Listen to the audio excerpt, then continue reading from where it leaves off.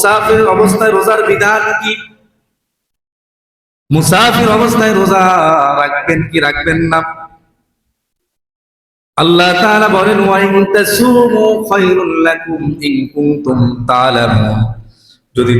যদি ভালো মনে করো রোজা রাখতে পারো, রাখলে তোমাদের জন্য ভালো, তবে যদি না রাখো কোনো অসুবিধা নেই।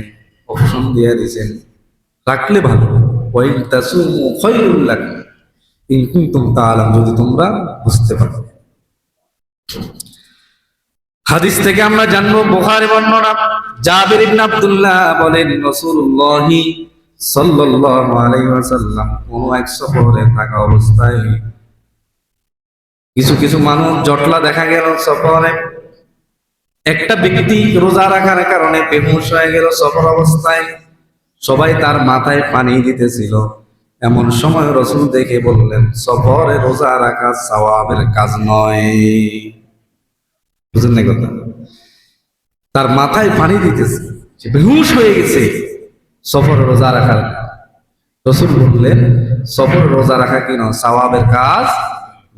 একটা হাদিস। বুখারীর বর্ণনা আরেকটা হাদিস আছে, হযরত আবু দারদা রাদিয়াল্লাহু তাআলা থেকে বর্ণিত। তিনি বলেন, প্রচন্ড গরমে আমরা নবীর সাথে বের হলাম। গরমের কারণে সবাই মাথার উপরে হাত রেখেছিল। গরমের কারণে সহ্য না করতে পারে, তখন নবী এবং ইবনে রাওহা ছাড়া আমাদের কেউ রোজাদার ছিল না। সুবহানাল্লাহ বলেন। তার মানে সফর অবস্থায় রোজার শিথিলতা আছে। এই জন্য রাসূল ছিল এবং একজন সাহাবী রাওহা রাদিয়াল্লাহু তাআলা তিনি ছিলেন। রাসূল এই দুইজন ছাড়া আর কেউ রোজাদার ছিল না। তাহলে এই হাদিস থেকে আমরা বুঝলাম, রাসূল কিন্তু এখানে যদি বলতেন রাখতেই হবে, তাহলে তো সবাই রাখতেন। এরপর আসেন আরেকটা হাদিস, আয়েশা রাদিয়াল্লাহু তাআলা থেকে বর্ণিত, হামজা ইবনে আমর আসলামী অধিক পরিমাণে তিনি রোজা রাখতেন। সফর অবস্থায় তিনি রাসূলকে প্রশ্ন করলেন, আমি কি রোজা রাখবো কি রাখবো না? এটা হলো মুসলিম শরীফের হাদিস।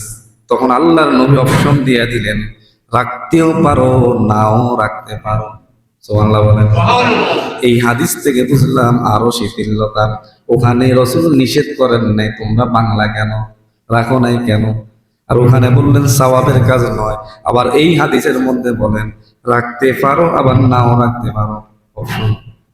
অনেকগুলো হাদিস। জাবির ইবনে আব্দুল্লাহ থেকে বর্ণিত, মক্কা বিজয়ের বছর রমজান মাসে সাওয়ার অবস্থায় রাসূলুল্লাহ সাল্লাল্লাহু আলাইহি ওয়াসাল্লাম মক্কার উদ্দেশ্যে বের হলেন। এরপর যখন তিনি কুরাইল গামিদ নামক স্থানে বসলেন, তখন লোকদেরকে সাউম, যারা ওই সমস্ত লোক যারা তার সাথে ছিল সফর সঙ্গী, অনেকে সাউম তারা রোজাদার অবস্থায় ছিল। তারপর একটি পানির পাত্র চাইলেন রাসূল আকরাম সাল্লাল্লাহু আলাইহি ওয়াসাল্লাম। সবাই তার দিকে তাকালেন। এরপরে আবার তারপর রাসূল পানি পান করলেন। তখন রাসূলুল্লাহ সাল্লাল্লাহু আলাইহি ওয়াসাল্লামকে প্রশ্ন করলেন যে আপনি তো রোজা ভেঙে ফেললেন, অনেকে তারপরও ভাঙ্গে নাই রোজা। রাসূল ভেঙে ফেলছেন, তারপর অনেকে ভাঙ্গে নাই। বললেন, ইয়া রাসূলুল্লাহ, আপনি তো রোজা ভেঙে ফেললেন, অনেকে এখনো ভাঙ্গেন নাই। তখন রাসূল বললেন, যারা ভাঙ্গে নাই তারা হলো অবাধ্য, তারা হলো অবাধ্য, তারা হলো অবাধ্য। বুখারীর বর্ণনা।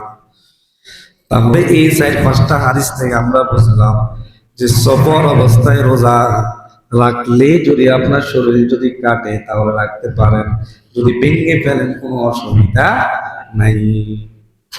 আল্লাহ তাআলা অপশন দিয়ে দিয়েছে, রাখলে ভালো, যদি না রাখতে পারেন পরবর্তীতে রাখবেন, তবে সফর রোজা রাখা বাধ্যতামূলক নয়।